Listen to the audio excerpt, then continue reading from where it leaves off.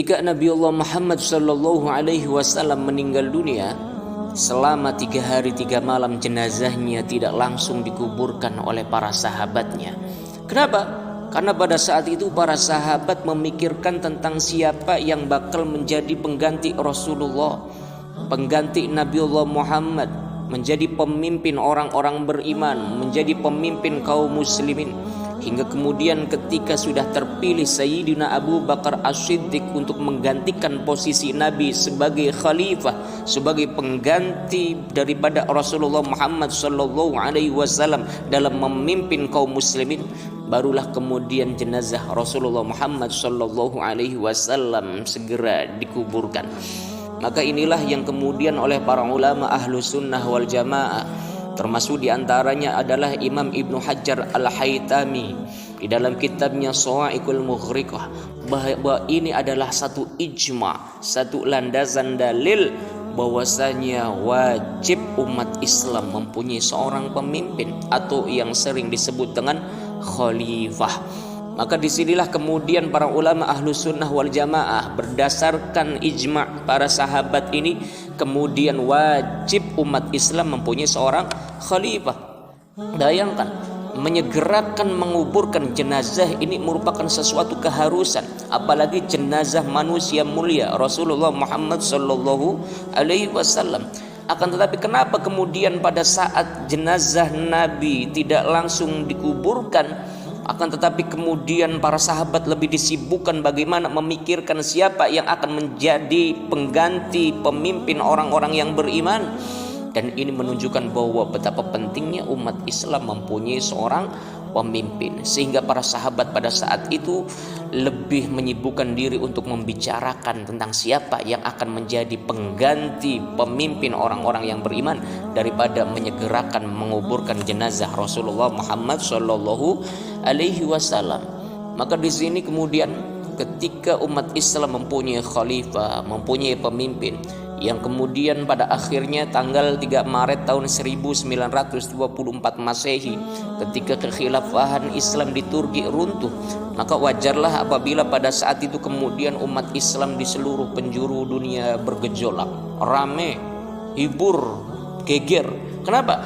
Karena tidak boleh umat Islam dalam jangka waktu yang lama kemudian tidak mempunyai seorang khalifah. Maka ketika kekhilafahan Islam di Turki runtuh beserta khalifahnya kemudian dilengserkan oleh skenario Inggris yang pada saat itu coba untuk menguasai umat Islam, maka pada saat itulah umat Islam di seluruh dunia termasuk yang ada di Nusantara, mereka memusyawarahkan, mendiskusikan agar bagaimana kemudian umat Islam mempunyai khalifah lagi, mempunyai pemimpin lagi. Maka diadakanlah di Nusantara beberapa kongres al-Islam di Garut, di Cirebon, di Surabaya, di Yogyakarta, dan di beberapa wilayah lainnya, agar kemudian disepakati siapa yang akan menjadi perwakilan umat Islam untuk musyawarah tentang kekhilafahan Islam sebagai pengganti daripada kekhilafahan Turki Utsmani yang sudah diruntuhkan oleh penjajah. Maka ketika sudah diputuskan, ada di antaranya Kiai Haji Wahab Hasbullah dari kalangan tradisionalis, ada Haji Agus Salim dari kalangan ulama modern. Maka kemudian mereka ini berangkat ke Arab, ke Mekah.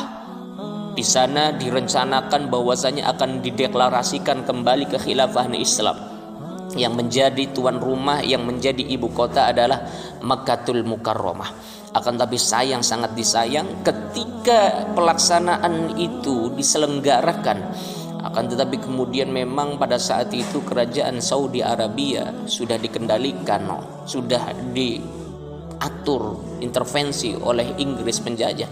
Pada saat itu ketika para ulama termasuk umat Islam yang ada di Nusantara, mereka menunggu-nunggu tentang siapa yang akan menjadi khalifahnya, di mana pusat kekhilafahannya. Setelah tidak memungkinkan lagi di Turki, mereka sudah berharap banyak bahwa Mekah akan menjadi ibu kota kekhilafahan Islam yang baru. Maka ketika para ulama berangkat ke Mekah, pada saat itu apa yang terjadi? Pada saat itu Raja Saudi Arabia, mereka coba untuk membuat manuver di tengah-tengah ulama dari perwakilan wilayah di berbagai penjuru dunia. dengan mengatakan bahwasanya boleh kita akan menjadikan Mekah ini sebagai ibu kota kekhilafahan Islam, siap menjadi pusat daripada kepemimpinan umat Islam di seluruh penjuru dunia, dengan syarat nanti ketika kekhilafahan Islam kembali tegak, maka hanya boleh kemudian bagi umat Islam menerapkan satu madhab. Inilah yang kemudian dianggap sebagai madhab Syekh Muhammad bin Abdul Wahab. Jadi mereka memaksakan bahwasanya kalau misalnya mau menjadi bagian daripada kekhilafahan, wajib menggunakan pemahaman Islam sebagaimana yang diadopsi oleh kerajaan Saudi Arabia pada saat itu. Tidak boleh ada maulid Nabi, tidak boleh ada tradisi-tradisi sebagaimana yang sudah begitu populer di tengah-tengah masyarakat Nusantara khususnya. Maka kemudian disinilah kalangan tradisionalis Kiai Haji Wahab Hasbullah menentang keras bahwasanya tidak bisa seperti itu. Dulu kekhilafahan Islam tegak, tidak ada aturan semacam itu. Tapi kenapa kemudian sekarang kekhilafahan Islam mau ditegakkan dengan pusatnya di Mekah, akan tetapi kemudian memaksakan hanya satu mazhab, hanya satu pandangan? Tidak bisa seperti itu. Kiai Haji Wahab Hasbullah melakukan protes keras pada saat itu. Dan ternyata menurut Kiai Haji Wahab Hasbullah tidak ada pembelaan yang dilakukan oleh sahabat-sahabatnya dari kalangan ulama-ulama modern, dari kalangan ulama-ulama seperti halnya Haji Agus Salim. Karena Kiai Haji Wahab Hasbullah pada saat itu merasa dirinya tidak ada yang memberikan dukungan, tidak ada yang membela, maka pada saat itulah kemudian momentum untuk kembali menegakkan kembali kekhilafahan Islam sudah selesai, sudah hilang. Maka kemudian Kiai Haji Wahab Hasbullah beserta beberapa ulama lainnya dari Nusantara kembali. Maka kemudian ketika umat Islam di Indonesia, di Nusantara pada saat itu menanti-nanti siapa khalifahnya yang baru, kata Kiai Haji Wahab Hasbullah termasuk juga Haji Agus Salim, udah kita tidak usah lagi memperbincangkan masalah khilafah. Maka disinilah yang kemudian menjadi awal perseteruan ulama-ulama tradisional atau sekarang sering disebut dengan Nahdlatul Ulama dengan orang-orang yang seringkali disebut dengan Wahabi. Ya, jadi sebetulnya NU itu tidak ada masalah dengan memperjuangkan kekhilafahan, tidak ada masalah dengan gerakan untuk menegakkan kembali kekhilafahan di tengah-tengah umat Islam. NU hanya bermasalah dengan orang-orang yang memaksakan kehendaknya dengan pemikiran Wahabi, dengan pemikiran yang tidak boleh ada madhab lain selain madhab mereka. Buktinya apa? Buktinya sejarah yang pada saat itu menunjukkan bahwasanya NU turut serta. Dari Kiai Haji Wahab Hasbullah, walaupun pada saat itu belum ada NU, tapi Kiai Haji Wahab Hasbullah merepresentasikan bahwa beliau adalah ulama dari kalangan tradisionalis yang kemudian mewakili ulama-ulama lain di Nusantara untuk memperjuangkan lagi kekhilafahan Islam pada saat itu. Karena Kiai Haji Wahab Hasbullah termasuk ulama-ulama lainnya pasti tahu bahwasanya umat Islam tidak boleh tanpa pemimpin.